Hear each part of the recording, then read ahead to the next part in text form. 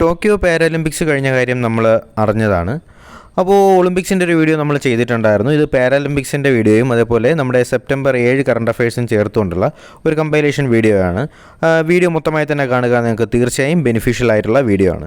അപ്പോൾ നമുക്ക് first of all ഈ വീഡിയോയിൽ പാരാലിമ്പിക്സിനെ കുറിച്ച് തന്നെ ചർച്ച ചെയ്യാം. ഒന്നാമത്തെ ചോദ്യം എന്ന് പറയുന്നത് how many gold medals in Tokyo Paralympics. അപ്പോൾ ഇന്ത്യക്ക് എത്ര ഗോൾഡ് മെഡൽ കിട്ടിയെന്നാണ് ചോദ്യം. ഓക്കെ, പാരാലിമ്പിക്സിൽ ഇന്ത്യക്ക് എത്ര ഗോൾഡ് മെഡൽ കിട്ടിയെന്നാണ് ചോദ്യം. ഉത്തരം 5 ഗോൾഡ് മെഡലാണ്. ഓക്കെ, അപ്പോൾ ഇന്ത്യക്ക് എല്ലാം കൂടി ടോട്ടൽ 19 മെഡൽസാണ് ഇന്ത്യക്ക് പാരാലിമ്പിക്സിൽ പാരാലിമ്പിക്സിൽ കിട്ടിയിട്ടുള്ളത്. അതേസമയം 19 മെഡൽസിൽ 5 ഗോൾഡ് മെഡലാണ് ഇന്ത്യക്കുള്ളത്. അപ്പോൾ നമ്മൾ ടോക്കിയോ ഒളിമ്പിക്സിനെ കുറിച്ച് നമ്മൾ ഒളിമ്പിക്സിൻ്റെ വീഡിയോ വളരെ വ്യക്തമായി ചെയ്തിട്ടുണ്ടായിരുന്നതാണ്. അപ്പോൾ തീർച്ചയായും നിങ്ങൾ എന്ത് ചെയ്യുക, ഞാൻ ആ വീഡിയോയുടെ ലിങ്ക് ഐ ബട്ടണിൽ കൊടുത്തേക്കാം, അതേപോലെ വീഡിയോയുടെ അവസാനവും കൊടുത്തേക്കാം. നിങ്ങൾ തീർച്ചയായും നമ്മുടെ ഒളിമ്പിക്സിൻ്റെ വീഡിയോ കാണാത്തവർ കാണുക കേട്ടോ. അപ്പോൾ പാരാലിമ്പിക്സിനെ കുറിച്ച് പറയുമ്പോൾ ആദ്യം പറഞ്ഞെന്തായിരുന്നു, പാരാലിമ്പിക്സിൽ ഇന്ത്യക്ക് 5 ഗോൾഡ് മെഡലാണ് കിട്ടിയത്. അപ്പോൾ ബാക്കി കാര്യങ്ങൾ പാരാലിമ്പിക്സുമായി ബന്ധപ്പെടുത്തിയിട്ട് ബാക്കി കാര്യങ്ങൾ നമുക്ക് ഡിസ്കസ് ചെയ്യാം. അതിൽ ഇപ്പോൾ ലേറ്റസ്റ്റ് ആയിട്ട് പറയുകയാണെങ്കിൽ തേക്ക് ചന്ദ്, നമ്മുടെ ജാവലിൻ ഡ്രോവറായിട്ടുള്ള തേക്ക് ചന്താണ് എന്ത് ചെയ്തിട്ടുള്ളത്, ഫ്ലാഗ് ബെയറർ. അപ്പോൾ നമ്മുടെ ഇന്ത്യൻ പതാകയുമായിട്ട് നമ്മുടെ ടോക്കിയോ ഒളിമ്പിക്സിൻ്റെ തുടക്കത്തിൽ ഫ്ലാഗ് ബെയറായിട്ട് പോയതാരാണ്, തേക്ക് ചന്താണ്, ജാവലിൻ ത്രോവറായിട്ടുള്ള തേക്ക് ചന്താണ്.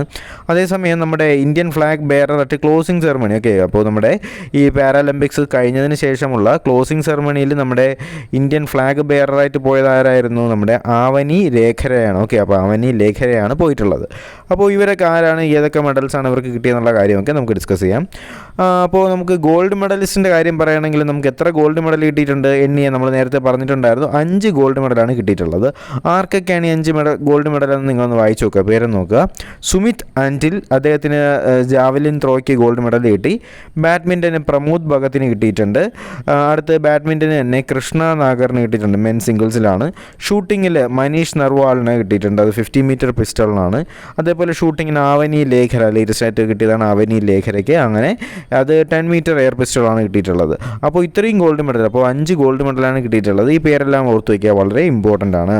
അപ്പോൾ സിൽവർ മെഡൽസിൻ്റെ കാര്യം പറയുകയാണെങ്കിൽ നമുക്ക് എത്ര സിൽവർ മെഡൽ കിട്ടിയിട്ടുണ്ടെന്ന് എണ്ണി നോക്കിയേ. 1 2 3 4 5 6 7 8 സിൽവർ മെഡലാണ് നമുക്ക് ലഭിച്ചിട്ടുള്ളത്. ഓക്കെ, അപ്പോൾ 5 ഗോൾഡ് മെഡൽ, 8 സിൽവർ മെഡൽ. അപ്പോൾ 8 സിൽവർ മെഡൽ ആർക്കൊക്കെയാണ്, അത്ലറ്റിക്സിൽ യോഗേഷ് കത്തൂനിയ, അതേപോലെ നമ്മുടെ അത്ലറ്റിക്സ് മെൻസ് ഹൈ ജമ്പിൽ കിട്ടിയിട്ടുള്ളത് നിഷാദ് കുമാർ, പിന്നെ നമ്മുടെ മെൻസ് ഹൈ ജമ്പിൽ മാരിയപ്പൻ തങ്കവേലുവിന് കിട്ടിയിട്ടുണ്ട്.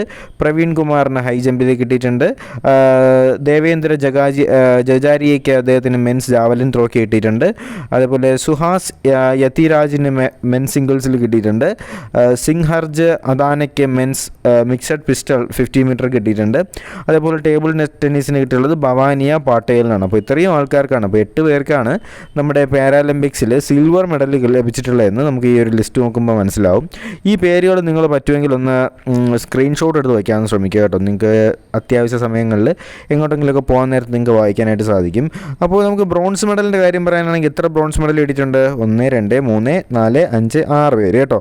അപ്പോൾ പേര് ഞാൻ വായിക്കുന്നില്ല. നമുക്ക് 6 ബ്രോൺസ് മെഡലാണ് കിട്ടിയിട്ടുള്ളത്. അപ്പോൾ മെഡൽസിൻ്റെ കാര്യം പറയുകയാണെങ്കിൽ നമുക്ക് 5 ഗോൾഡ് മെഡൽ കിട്ടിയിട്ടുണ്ട്. സിൽവർ മെഡൽ എത്രയാണായിരുന്നു, 8 സിൽവർ മെഡൽ കിട്ടിയിട്ടുണ്ട്. അതേപോലെ 6 ബ്രോൺസ് മെഡൽ നമുക്ക് എന്ത് ചെയ്തിട്ടുണ്ട്, കിട്ടിയിട്ടുണ്ട്. ഓക്കെ, അപ്പോൾ എല്ലാം കൂടി നമുക്ക് എത്ര കിട്ടിയിട്ടുണ്ട്, നമുക്ക് 19 മെഡൽസാണ് നമുക്ക് ടോക്കിയോ പാരാലിമ്പിക്സിൽ നമുക്ക് ലഭിച്ചിട്ടുള്ളതെന്ന് ഓർത്തിരിക്കുക. അപ്പോൾ ഈ പാരാലിമ്പിക്സിൻ്റെ കാര്യത്തിൽ പറയുകയാണെങ്കിൽ ഇപ്പോൾ ശ്രദ്ധിക്കേണ്ടത് ലേറ്റസ്റ്റ് ആയിട്ട് നമ്മുടെ ടോക്കിയോ പാരാലിമ്പിക്സിൽ ആദ്യമായിട്ടാണ് ബാഡ്മിൻ്റനും അതേപോലെ തായ്ക്കോണ്ടോയും. ഓക്കെ, അപ്പോൾ ബാഡ്മിൻ്റനും തായ്ക്കോണ്ടോയും ആദ്യമായി ഉൾപ്പെടുത്തിയത് എപ്പോഴാണ്, നമ്മുടെ ഈ ടോക്കിയോ പാരാലിമ്പിക്സിലാണ് തായ്ക്കോണ്ടോയും അതേപോലെ ബാഡ്മിൻ്റനും ആദ്യമായി ഉൾപ്പെടുത്തിയിട്ടുള്ളത്. അതേസമയം നമ്മൾ പാരാലിമ്പിക്സിൻ്റെ കാര്യം പറയുകയാണെങ്കിൽ ഇപ്രാവശ്യം 1ാം സ്ഥാനത്ത് എത്തിയിട്ടുള്ള ആരെയാണ്, ചൈന തന്നെയാണ്. 209 മെഡലോട് കൂടിയാണ് ചൈന 1ാം സ്ഥാനത്ത് എത്തിയിട്ടുള്ളത്. ഈ 209 മെഡലിൽ എത്ര വരും, 96 ഗോൾഡ്, 60 സിൽവർ, 51 ബ്രോൺസ് മെഡലോടുകൂടി ചൈന 1ാം സ്ഥാനത്തും. അതേസമയം യുണൈറ്റഡ് കിങ്ഡം അല്ലെങ്കിൽ UK 2ാം സ്ഥാനത്തുമാണ്. UK എത്ര കിട്ടിയിട്ടുണ്ട്, 124 ഗോൾഡ് മെഡൽ, അല്ല 124 മെഡൽസാണ് കിട്ടിയിട്ടുള്ളത്. ആർക്ക്, UK കിട്ടിയിട്ടുള്ളത്. 3ാം സ്ഥാനം ലഭിച്ചിട്ടുള്ളത് USA-ക്കാണ്, 104 മെഡലാണ് USA-ക്ക് കിട്ടിയിട്ടുള്ളത്. ഓക്കെ അല്ലേ. അപ്പോൾ ചൈനയുടെ കാര്യം പറയുകയാണെങ്കിൽ it is a 5th consecutive time, 5ാമത്തെ പ്രാവശ്യമാണ് തുടർച്ചയായിട്ട് ചൈനയ്ക്ക് നമ്മുടെ ടോക്കിയോ പാരാലിമ്പിക്സിലെ മെഡൽ ടാലിയിൽ 1ാം സ്ഥാനത്ത് വരുന്നത്. ചൈന 5ാമത്തെ പ്രാവശ്യമാണ് തുടർച്ചയായിട്ട് വരുന്നതെന്നും മനസ്സിലാക്കാനായിട്ട് സാധിക്കും. ഇത് നിങ്ങൾക്ക് വേണ്ടിയുള്ള ഒരു പ്രധാനപ്പെട്ട അറിയിപ്പാണ്. എല്ലാവരും ഈ വീഡിയോ കാണുന്ന എല്ലാവരും ഈ ഒരു കോഴ്സിന് ജോയിൻ ചെയ്യാനായിട്ട് ശ്രമിക്കുക. കാര്യം നമ്മൾ ഈ കോഴ്സിൽ ഉദ്ദേശിക്കുന്നത്, നമുക്കറിയാം എക്സാമുകൾ പലതും മാറ്റി വെച്ചു, അപ്പോൾ നമുക്ക് ആവശ്യം പോലെ സമയമുണ്ട്. അപ്പോൾ നമ്മൾ ഉദ്ദേശിക്കുന്നതെന്ന് പറയുന്നത് 100 ദിവസമാണ്. ഓക്കെ, 100 ദിവസത്തെ ഒരു കോഴ്സാണ് നമ്മൾ ഉദ്ദേശിക്കുന്നത്. ഈ 100 ദിവസം കൊണ്ട് നമ്മൾ പ്ലാൻ ചെയ്യുന്നതെന്ന് പറഞ്ഞാൽ നമുക്ക് നമ്മുടെ PSCയുടെ വജ്ര ജൂബിലി പതിപ്പ് കംപ്ലീറ്റ് ആക്കുക എന്നുള്ള ലക്ഷ്യത്തോടുകൂടിയാണ് ഈ ഒരു കോഴ്സ് ലോഞ്ച് ചെയ്യുന്നത്. അപ്പോൾ നമ്മൾ ഈ വെള്ളിയാഴ്ച, അപ്പോൾ ഫ്രൈഡേ നമ്മൾ എന്ത് ചെയ്യും, ഈ പ്രോഗ്രാം ഇതിൻ്റെ ഫസ്റ്റ് ക്ലാസ് നമ്മൾ ചെയ്യുന്നതായിരിക്കും.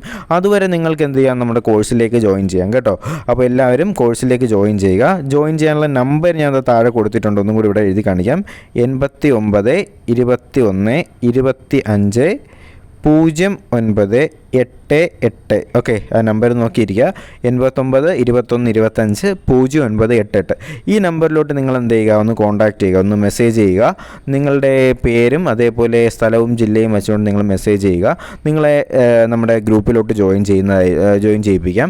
അപ്പോൾ ഇതിന് ഫീസും കാര്യങ്ങളൊന്നുമില്ല. നിങ്ങൾ ആകെ ചെയ്തു തരേണ്ട കാര്യം, നിങ്ങൾ എന്ത് ചെയ്യുക, ഈ ക്ലാസ്സുകൾ കൃത്യമായി പങ്കെടുക്കുക. എന്ന് പറയുമ്പോൾ ക്ലാസ്സുകൾ യൂട്യൂബ് വഴിയായിരിക്കും. യൂട്യൂബ് ക്ലാസ്സുകളിൽ പങ്കെടുക്കുക. അതുമാത്രമല്ല, എന്നും രാത്രി മോക്ക് ടെസ്റ്റുകൾ ഉണ്ടായിരിക്കും. മോക്ക് ടെസ്റ്റാണ് ഇതിൻ്റെ മെയിൻ എന്ന് പറയുന്നത്. ഓക്കെ, അപ്പോൾ മോക്ക് ടെസ്റ്റുകളാണ് മെയിൻ. ഈ 100 ചോദ്യങ്ങളിലെ ഉൾപ്പെടുത്തിയിട്ടുള്ള ഒരു 20 ചോദ്യം വരുന്ന ഒരു മോക്ക് ടെസ്റ്റ്. ആ മോക്ക് ടെസ്റ്റിനകത്ത് ഈ ക്വസ്റ്റ്യൻസും വരും. അതേപോലെ 2020 മുതലുള്ള കറണ്ട് അഫെയർ. ഓക്കെ, അപ്പോൾ 2020 മുതലുള്ള കറണ്ട് അഫെയർ ക്വസ്റ്റ്യൻസും ഈ ഒരു മോക്ക് ടെസ്റ്റിനകത്ത് ഉണ്ടാകും. അപ്പോൾ നിങ്ങൾ എന്ത് ചെയ്യുക, തീർച്ചയായിട്ടും ഈ ഒരു കോഴ്സിലേക്ക് ജോയിൻ ചെയ്യുക. അപ്പോൾ ഞാൻ നമ്പർ ഒന്നും കൂടി പറയാം, നിങ്ങളൊന്ന് ശ്രദ്ധിക്കുക. 89 21 25 0988. ഓക്കെ, അപ്പോൾ ഇതാണ് നമ്പർ എന്ന് പറയുന്നത്. അപ്പോൾ എല്ലാവരും ഇന്ന് തന്നെ ജോയിൻ ചെയ്യാനായിട്ട് ശ്രമിക്കുക കേട്ടോ. അപ്പോൾ നമുക്ക് അടുത്ത ക്വസ്റ്റ്യനിലേക്ക് പോകാം. ആരെഴുതിയ പുസ്തകമാണ് no your rights and claim them a guide four youth? നിങ്ങളുടെ അവകാശങ്ങളെ അറിയുക, അതിനെന്ത് ചെയ്യുക, ക്ലെയിം ചെയ്യുക അല്ലെങ്കിൽ നേടിയെടുക്കുക. അപ്പോൾ ഈ പുസ്തകം ആരുടേതെന്നാണ് ചോദ്യം. അപ്പോൾ ഈ ഫേസ് എല്ലാം നമുക്ക് എല്ലാവർക്കും സുപരിചിതമായിട്ടുള്ള ഫേസാണ്. അപ്പോൾ ഈ പുസ്തകം എഴുതിയിട്ടുള്ള ആരാണ്? നമ്മുടെ ഹോളിവുഡ് ആക്ട്രസ് ആയിട്ടുള്ള ആഞ്ചലീന ജോളിയാണ്. ഓക്കെ, അപ്പോൾ ആഞ്ചലീന ജോളിയുടെ പുസ്തകത്തിൻ്റെ പേരാണ് no your rights and claim them a guide four youth എന്ന് പറയുന്ന പുസ്തകം. മൂന്നാമത്തെ ചോദ്യം എന്ന് പറയുന്നത് എന്താണ്? International day four charity. വളരെ ഇമ്പോർട്ടൻ്റ് ആണ്, ഓർത്തിരിക്കുക കേട്ടോ. ഇൻ്റർനാഷണൽ ഡേ ഫോർ ചാരിറ്റി എന്നാണ് ഒബ്സർവ് ചെയ്യുന്നതെന്നാണ് ചോദ്യം. ഉത്തരം സെപ്റ്റംബർ 5-നാണ്. അപ്പോൾ സെപ്റ്റംബർ 5-ന് വേറൊരു പ്രത്യേകത എന്താണ്? ആ പ്രത്യേകത എന്ന് ഞാൻ നിങ്ങൾക്ക് വേണ്ടി വിട്ടുതരികയാണ്. നിങ്ങൾ എന്ത് ചെയ്യുക, കമൻറ്റ് ചെയ്യുക. അപ്പോൾ സെപ്റ്റംബർ 5-ന് എന്താണ് പ്രത്യേകതയെന്ന് നിങ്ങൾ കമൻറ്റ് ചെയ്യുക. അപ്പോൾ ഞാൻ ഗ്രൂപ്പിൻ്റെ കാര്യം പറഞ്ഞിട്ടുണ്ടായിരുന്നു. ഗ്രൂപ്പിൽ ജോയിൻ ചെയ്യാനുള്ള നമ്പർ ഞാൻ നമ്മുടെ കമൻറ്റ് ബോക്സിൽ പിൻ ചെയ്തേക്കാം, നിങ്ങൾ നോക്കുക. അപ്പോൾ ഇപ്പോൾ പറഞ്ഞെന്തായിരുന്നു, നമ്മുടെ ഇൻ്റർനാഷണൽ ഡേ ഓഫ് ചാരിറ്റി എന്നതാണ്. അത് സെപ്റ്റംബർ 5-നാണ്. സെപ്റ്റംബർ 5-ന് വേറൊരു പ്രത്യേകതയും കൂടി ഉണ്ട്. ആ പ്രത്യേകത നിങ്ങൾ എന്ത് ചെയ്യുക, നമ്മുടെ കമൻറ്റ് ബോക്സിൽ കമൻറ്റായിട്ട് രേഖപ്പെടുത്തുക. അപ്പോൾ നമ്മുടെ ഈ ഒരു ഇൻ്റർനാഷണൽ ചാരിറ്റി ഡേയുടെ കാര്യം പറയുകയാണെങ്കിൽ മദർ തെരേസയുടെ ഡെത്ത് ആനിവേഴ്സറിയാണ്. ഓക്കെ, അപ്പോൾ മദർ തെരേസയുടെ ഡെത്ത് ആനിവേഴ്സറിയാണ് നമ്മൾ എന്ത് ചെയ്യുന്നത്, ഇൻ്റർനാഷണൽ ഡേ ഓഫ് ചാരിറ്റി ആയിട്ട് നമ്മൾ ആചരിക്കുന്നത്. 2012 മുതലാണ് യുണൈറ്റഡ് നേഷൻ എന്ത് ചെയ്യുന്നത്, ഈ ഒരു ദിവസം ആചരിക്കാനായിട്ട് തീരുമാനിച്ചിട്ടുള്ളത്. അപ്പോൾ മദർ തെരേസയ്ക്ക് നോബൽ പ്രൈസ് കിട്ടുന്നതെന്നാണ് 1979 മദർ തെരേസയ്ക്ക് നോബൽ പ്രൈസ് കിട്ടുന്നതെന്ന് നിങ്ങളൊന്ന് ഓർത്തിരിക്കുക. അപ്പോൾ ഇതിനകത്ത് പറയേണ്ട പ്രധാനപ്പെട്ട കാര്യം എന്താണ്, നമ്മുടെ ഇൻ്റർനാഷണൽ ഡേ ഓഫ് ചാരിറ്റി എന്നാണ്. സെപ്റ്റംബർ 5-ആണ്. മദർ തെരേസയുടെ ഡെത്ത് ആനിവേഴ്സറിയാണ്, ബർത്തല്ല. മദർ തെരേസയുടെ ചരമവാർഷികമാണ് നമ്മൾ എന്ത് ചെയ്യുന്നത്, ഇൻ്റർനാഷണൽ ഡേ ഓഫ് ചാരിറ്റി ആയിട്ട് ആചരിക്കുന്നതെന്ന് ഓർത്തിരിക്കുക കേട്ടോ. അപ്പോൾ നാലാമത്തെ ചോദ്യം എന്ന് പറയുന്നത് ഒരു പുസ്തകത്തിൻ്റെ പേരാണ് a rude life a memoir. Okay, a rude life a memoir എന്ന് പറയുന്ന പുസ്തകം എഴുതിയത് വീർ സംഘവിയാണ്. ഓക്കെ, വീർ സംഘവയാണ് എന്ത് ചെയ്തിട്ടുള്ളത്, a rude life a memoir എന്ന് പറയുന്ന പുസ്തകം എഴുതിയത് വീർ സംഘവി. നിങ്ങൾ ഈ പേരെന്ന് ഓർത്തിരുന്നത്, ഈ വീരനായിട്ടുള്ള ആളെന്തായിരുന്നു, കുറച്ച് റൂഡായിരുന്നു, അല്ലെങ്കിൽ ക്രൂരനായിട്ടുള്ള ഒരാളെന്തായിരുന്നു, വീരനായിരുന്നു എന്ന് ഓർത്തിരുന്നത്, ക്രൂരൻ വീരൻ. ഓക്കെ, അപ്പോൾ വീർ സംഘവിയാണ് റൂഡ് ലൈഫ് എ മെമ്മയർ എന്ന് പറയുന്ന പുസ്തകം എഴുതിയെന്ന് ഓർത്തിരിക്കുക. അഞ്ചാമത്തെ ചോദ്യം പറയുകയാണെങ്കിൽ മഹാരാഷ്ട്ര ഗവൺമെൻറ് എന്ത് ചെയ്യുന്നുണ്ട്, നമ്മുടെ ഒരു decided to set up first world class science city. Okay, അപ്പോൾ ആദ്യത്തെ വേൾഡ് ക്ലാസ് സയൻസ് സിറ്റി നിർമ്മിക്കാനാണ് തീരുമാനിച്ചിട്ടുള്ളത്. എവിടെയാണ്? പിംപിരി ചിഞ്ചുവാത്ത് നിയർ പൂനെയിലെ പിംപിരി ചിഞ്ചുവാത്ത് എന്ന് പറയുന്ന സ്ഥലത്തിലാണ് ആദ്യത്തെ വേൾഡ് ക്ലാസ് സയൻസ് സിറ്റി നിർമ്മിക്കാനായിട്ട് പോകുന്നത്. മാത്രമല്ല അതിൻ്റെ പേരെന്ന് പറയുന്നത് ഇപ്പോൾ തീരുമാനിച്ചിട്ടുള്ളത് Bharat Ratna Rajiv Rajiv Gandhi science innovation city എന്നാണ് ഇതിൻ്റെ പേര്. Okay, Rajiv Gandhi, Bharat Ratna Rajiv Gandhi science innovation technology city എന്നാണ് എന്ത് തീരുമാനിച്ചിട്ടുള്ളത്, നമ്മുടെ പിമ്പരി ചിഞ്ചുവാദിലെ വേൾഡ് ക്ലാസ് സയൻസ് സിറ്റിയുടെ പേരായിട്ട് തീരുമാനിച്ചിട്ടുള്ളത്. അപ്പോൾ നമ്മൾ റീസെൻ്റ്ലി നമ്മൾ പഠിച്ചതാണ്, നമ്മൾ ഒരു വൈൽഡ് ലൈഫ് സാങ്ച്വറിയുടെ പേരിൽ നിന്ന് രാജീവ് ഗാന്ധിയുടെ പേര് വെട്ടിയതായിട്ട് നമ്മൾ പഠിച്ചിട്ടുണ്ടായിരുന്നു. ഏതാണ് ആ വൈൽഡ് ലൈഫ് സാങ്ച്വറി നിങ്ങൾ എന്ത് ചെയ്യുക, താഴെ കമൻറ്റ് ചെയ്യുക. വേറൊരു കാര്യം നമ്മൾ പഠിച്ചതാണ്, നമ്മുടെ ഖേൽ രത്ന, രാജീവ് ഗാന്ധി ഖേൽ രത്ന എന്നുള്ളത് മാറ്റിയതിന് ശേഷം നമ്മൾ ആരുടെ പേരാണ് വെച്ചത്, നമ്മുടെ മേജർ ധ്യാൻചന്ദിൻ്റെ പേരാണ് എന്ത് വെച്ചിട്ടുള്ളത്, നമ്മുടെ ഭാരതരത്നയുടെ കൂടെ, നമ്മുടെ ഖേൽ രത്നയുടെ കൂടെ വെച്ചിട്ടുള്ളത്. അപ്പോൾ നിങ്ങൾ കമൻറ്റ് ചെയ്യേണ്ട രണ്ടാമത്തെ ചോദ്യം എന്ന് പറയുന്നത് എന്താണ്, രാജീവ് ഗാന്ധി ഒരു നാഷണൽ പാർക്കിൻ്റെ പേരിൻ്റെ കൂട്ടത്തിൽ രാജീവ് ഗാന്ധിയുടെ പേരും ഉണ്ടായിരുന്നു. ഏത് നാഷണൽ പാർക്കിൻ്റെ പേരാണ് മാറ്റിയത്, അല്ലെങ്കിൽ രാജീവ് ഗാന്ധിയുടെ പേര് ഏത് നാഷണൽ പാർക്കിൽ നിന്നാണ് മാറ്റിയതെന്നാണ് നിങ്ങൾ എന്ത് ചെയ്യേണ്ടത്, കമൻറ്റ് ചെയ്യേണ്ടത് കേട്ടോ. അപ്പോൾ നമുക്ക് ആറാമത്തെ ചോദ്യത്തിലോട്ട് പോകാം. Who has won Dutch grand pics of 2021? 2021 Dutch grand prix win ചെയ്തതാരെന്നാണ് ചോദ്യം. ഉത്തരമാരാണ്, മാക്സ് വാർസ്റ്റപ്പൻ ആണ്. ഓക്കെ, മാക്സ് വാർസ്റ്റപ്പൻ ആണ് 2021 Dutch grand pics of 2021 win ചെയ്തത്. ഓക്കെ അല്ലേ, ലൂയിസ് ഹാമിൽട്ടൺ എന്ന് പറയുന്നത് മാക്സ് വേർസ്റ്റപ്പൻ ആണ്. Max Verstappen Dutch grand Prix എന്ന് ഓർത്തിരിക്കുക. ലൂയിസ് നമ്മുടെ വാലന്റീനോ റോസി, നമ്മുടെ ഫോർമുല 1 അല്ല, മോട്ടോ GP റേസറായിട്ട് നമ്മുടെ ഫേമസ് ആയിട്ടുള്ള 46 എന്ന് പറയുന്ന നമ്പർ. ഓക്കെ, ആ ഒരു നമ്പർ ഫേമസ് ആണ്, അദ്ദേഹത്തിൻ്റെ ജേഴ്സി നമ്പറാണ്. അപ്പോൾ അദ്ദേഹം എന്ത് ചെയ്തിട്ടുണ്ടായിരുന്നു, വിരമിച്ച കാര്യമൊക്കെ നമ്മൾ ഡീറ്റെയിൽ ആയിട്ട് ഡിസ്കസ് ചെയ്തതാണ്. അതേപോലെ ഏഴാമത്തെ ചോദ്യം എന്ന് പറയുന്നത് ലോവ്ലിന ബോർഗോഹിൻ. നമുക്കറിയാം നമ്മുടെ ഒളിമ്പിക്സിൻ്റെ മെഡലിസ്റ്റ് ആയിട്ടുള്ള നമ്മുടെ ലോവ്ലിന ബോർഗോഹൈനെ എന്ത് ചെയ്തിരിക്കുകയാണ്, സമഗ്ര ശിക്ഷാ അഭിയാനിൻ്റെ ബ്രാൻഡ് അംബാസഡറായിട്ട് മാറ്റിയിരിക്കുകയാണ്. ഏത് സ്റ്റേറ്റിൽ നിന്നാണ് ചോദ്യം, ഉത്തരം അസാമിലാണ്. അപ്പോൾ അസാമിലാണ് ലോവ്ലിന ബോർഗോഹൈൻ, അസാമിൽ നിന്നാണ്. അതുകൊണ്ട് തന്നെയാണ് ലോവ്ലിന ബോർഗോഹൈൻ എന്ത് ചെയ്തിട്ടുള്ളത്, അസാമിൽ സമഗ്ര ശിക്ഷാ അഭിയാൻ്റെ ബ്രാൻഡ് അംബാസഡറായിട്ട് മാറ്റിയിട്ടുള്ളതെന്ന് നിങ്ങൾ എന്ത് ചെയ്യുക, ജസ്റ്റ് ഒന്ന് ഓർത്തിരിക്കുക. എട്ടാമത്തെ ചോദ്യം എന്ന് പറയുന്നത് ബേട്ടി ബച്ചാവോ ബേട്ടി പഠാവോ യോജനയുടെ ബ്രാൻഡ് അംബാസഡറായിട്ട് മാറ്റിയിരിക്കുന്ന ആരെന്നാണ് ചോദ്യം. ഉത്തരം നമ്മുടെ ആവനി ലേഖരയാണ്. പാരാലിമ്പിക്സിലെ ഗോൾഡ് മെഡൽ വിന്നർ ആയിട്ടുള്ള ആവനി ലേഖരയാണ് എന്ത് ചെയ്തിട്ടുള്ളത്, ബേട്ടി ബച്ചാവോ ബേട്ടി പഠാവോയുടെ ബ്രാൻഡ് അംബാസഡറായിട്ട് അപ്പോയിൻറ്റ് ചെയ്തിട്ടുള്ളത്, രാജസ്ഥാൻ സർക്കാരാണ് അപ്പോയിൻറ്റ് ചെയ്തിട്ടുള്ളതെന്ന് ഓർത്തിരിക്കുക കേട്ടോ. അപ്പോൾ ആരെയാണ്, ആവനി ലേഖരയാണ് അങ്ങനെ അപ്പോയിൻറ്റ് ചെയ്തിട്ടുള്ളത്. നമുക്ക് 9ാമത്തെ ചോദ്യത്തിലോട്ട് പോകാം. നമ്മുടെ ഫോർമർ രാജ്യസഭ MP ആയിട്ടുള്ള ചന്ദ് മിത്ര എന്ത് ചെയ്തിട്ട് മരിച്ചു പോയിട്ടുണ്ട്. അപ്പോൾ ഇദ്ദേഹം ഏതോ ഒരു ന്യൂസ് പേപ്പറിൻ്റെ MD ആൻഡ് CEO ആയിരുന്നു. ഏതെന്നാണ് ചോദ്യം. ഉത്തരം ദ പൈനിയർ എന്ന് പറയുന്ന ന്യൂസ് പേപ്പറിൻ്റെ മാനേജിംഗ് ഡയറക്ടറായിരുന്നു നമ്മുടെ ഫോർമർ രാജ്യസഭ MPയും സീനിയർ ജേർണലിസ്റ്റുമായിട്ടുള്ള ചന്ദൻ മിത്ര എന്ന് പറയുന്ന വ്യക്തി. ഓക്കെ അല്ലേ.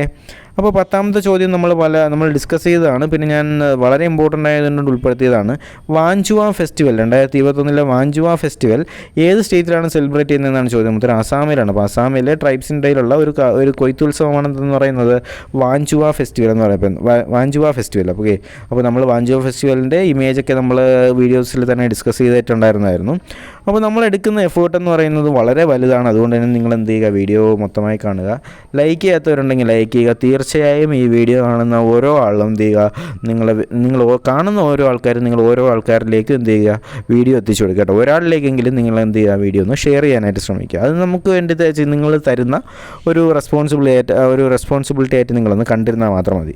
അപ്പോൾ നമുക്ക് 11ാമത്തെ ക്വസ്റ്റ്യനിലേക്ക് പോവുകയാണെങ്കിൽ അൾജീരിയയിൽ വെച്ച് നമ്മുടെ ഇന്ത്യൻ നേവൽ ഷിപ്പ് എന്ത് ചെയ്തിരിക്കുകയാണ്, ഒരു നേവൽ എക്സസൈസിൽ പാർട്ടിസിപ്പേറ്റ് ചെയ്തിരിക്കുകയാണ്. അത് ആദ്യമായിട്ടാണ് കേട്ടോ അൾജീരിയയുമായിട്ട് അൾജീരിയൻ കോസ്റ്റിൽ വെച്ച് ഒരു ഇന്ത്യൻ നേവി ഒരു നേവൽ എക്സസൈസിൽ പാർട്ടിസിപ്പേറ്റ് ചെയ്യുന്ന ആദ്യമായിട്ടാണ്.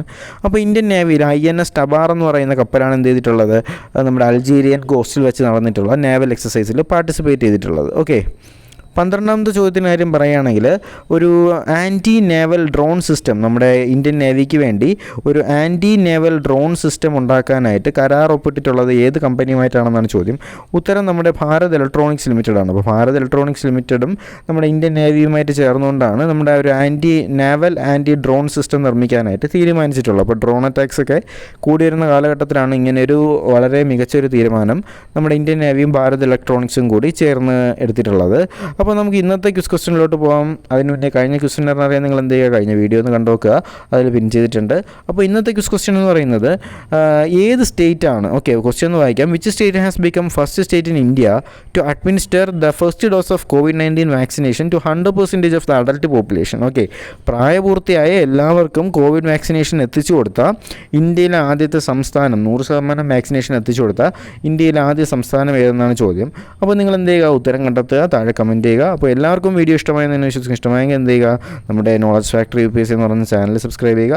നിങ്ങളുടെ വീഡിയോ ലൈക്ക് ചെയ്യുക, നിങ്ങളുടെ ഫ്രണ്ട്സിലേക്ക് തീർച്ചയായും ഈ വീഡിയോ എന്ത് ചെയ്ത് കൊടുക്കുക, ഷെയർ ചെയ്ത് കൊടുക്കുക. അപ്പോൾ നാളത്തെ കറണ്ട് അഫെയറുമായിട്ട് നമുക്ക് നാളെ തന്നെ കാണാം. അതിന് മുന്നേ എനിക്ക് പറയാനുള്ളത് നമ്മുടെ പ്രോഗ്രാമിനെ കുറിച്ചാണ്, ഇത് നമ്മുടെ കോഴ്സിൻ്റെ കാര്യമാണ്. അപ്പോൾ എല്ലാവരും തീർച്ചയായിട്ടും പാർട്ടിസിപ്പേറ്റ് ചെയ്യാനായിട്ട് തന്നെ ശ്രമിക്കുക. താഴെ കാണുന്ന ഡിസ്ക്രിപ്ഷനിൽ കാണുന്ന നമ്പറിൽ കോൺടാക്ട് ചെയ്താൽ മതി. ഫ്രീ ആയിട്ട് തന്നെ നിങ്ങൾക്ക് ക്ലാസ്സിൽ ജോയിൻ ചെയ്യാം, ഫീ ഒന്നുമില്ല. അപ്പോൾ നമുക്ക് നാളത്തെ കറണ്ട് അഫെയറുമായിട്ട് നാളെ തന്നെ കാണാം. Good bye.